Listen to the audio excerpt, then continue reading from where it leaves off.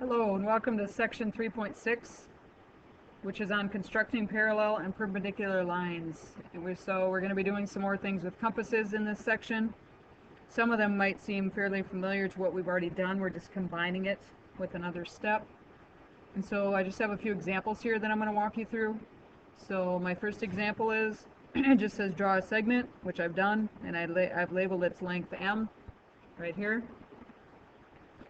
Then it says construct a quadrilateral ABCD with AB being parallel to CD so that AB equals M and CD equals 2M.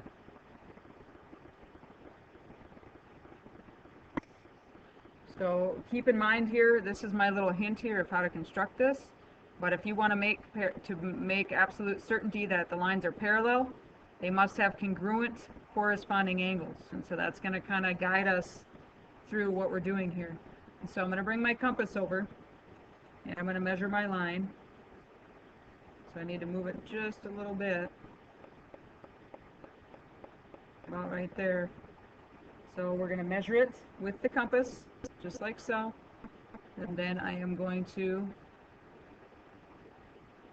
put a dot where I want it to start so that I know here where I'm at. So I'm going to put one part of that on there, and then I'm going to make a mark here. So now I know that that is equal to M. I'm going to get this out of the way and put a line there. And I'm going to use my little tool so I can make sure it's a straight line. And so that should be AB, and then I can actually go ahead and label it A, B. So there's my A and my B. Now I need to make CD so that it is parallel to that and so that it's twice as big. Okay? Well, in order to get something twice as big here, I'm going to I need to put a line here somewhere. Okay? And I'm going to go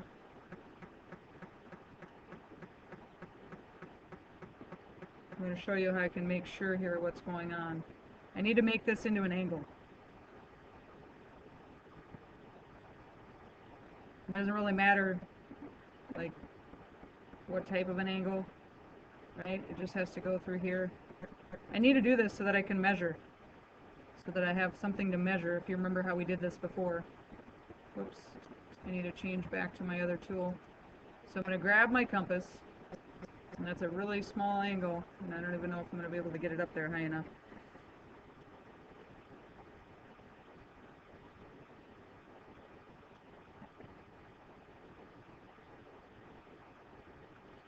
So I'm going to have to move this down. Okay, so I had to move that down so that it would fit on here. So now I need to measure this arc here, right? I need to measure the opening.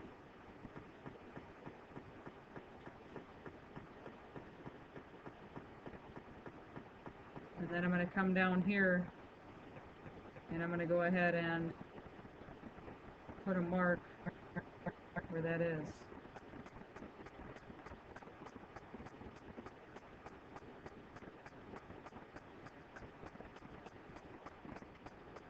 Alright, so I backed up and I measured, I put my compass here in the corner and I put an arc, and then I put my compass and I made an arc here also because I needed another mark to go with. Then I'm going to bring it down here, measure my opening.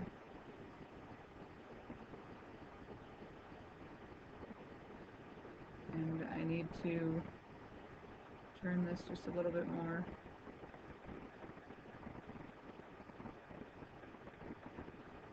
I need to have a mark where it crosses. I'm going to put a line.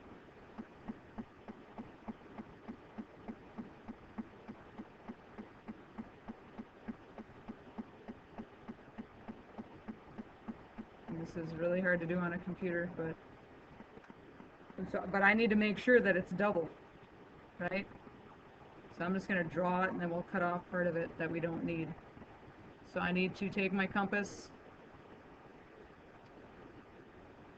put it back up so it's straight. I'm going to take my compass and I'm going to measure A to B again.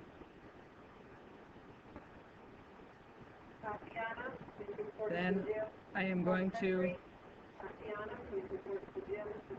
mark this so that there's once and here's twice as big. So it needs to go to there. And then I am going to take my line and draw from the end of this one to where it should end. And there I have a quadrilateral that has parallel lines A, B, and then I need to measure, I need to label my C, D. It's a lot easier to do on paper than it is on here, so there's my first example. My next one says use a straight edge to draw EF. So I'm going to go ahead and make an EF. And so then you need to label it E, F. And then it says construct FG, so that FG is perpendicular to EF at point F. So in other words, G has to be up here, right? But to figure out exactly how to do that, I need to take my compass and bring it down here. And I'm just going to go, we need to go on both sides of F the same distance. We're going to make an arc just like we learned before. Except I'm going to make it really big to make sure that it's going to cross. And then I need to flip my compass around so that I can do it the other direction. And do the exact same thing, just drawing the arc, right?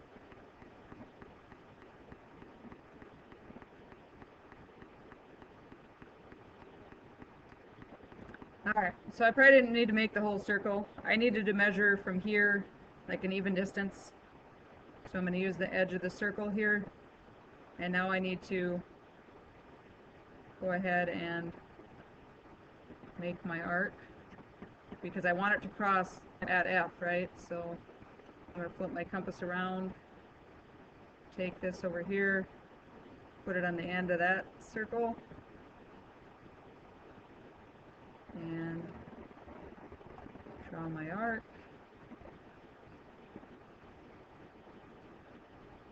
Get this out of the way. Make my line through where it crosses, which should be right at point F. Go straight up with it. And then I need to label this G. And we'll do it a little bit different on the paper, but like I said, on the computer it's a little bit different how you have to do it. But the point here also is that you have to have an even distance here, so that, you know how we did it before, we went from the end of the line, but F is the end of the line, so it changes it just a little bit how you have to do it. Next one, so we have the perpendicular postulate. It just says that through a point not on a line, there is only one line perpendicular to the given line. Okay, so through a point not on a line. So G was not on the line. Okay, they're saying there's only one line that will connect this with this in a perpendicular line. So draw CX and a point that's not on CX. So I'm going to make a line, give myself a little extra room. So there's my CX, CX, and then it says to draw a point not on the line, point Z. We'll just call this point Z right there. So now it says construct ZB, so that ZB is perpendicular to CX. Okay, so there's my CX and my Z. I've moved my compass now so that it will, I need to start with my point of my compass on point Z, and I need to make a big enough arc so that it's going to cross the line in two places, and mine is just barely big enough, but it'll work. Then I'm going to put my compass back how I had it, bring it down here, I'm going to go to the point where it crosses, which is right there, and I am going to flip it around so that I can make my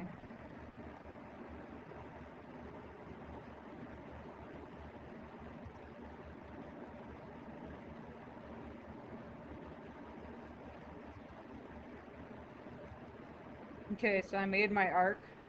I put my point here, made my arc. Again, probably didn't need to be that big, but I'm struggling with this compass. So now I'm going to bring this compass over to where it crosses over here. Keep it the same distance apart. And I'm going to take it and go ahead and make my arc. Get the compass out of the way. Make a line that goes through point Z,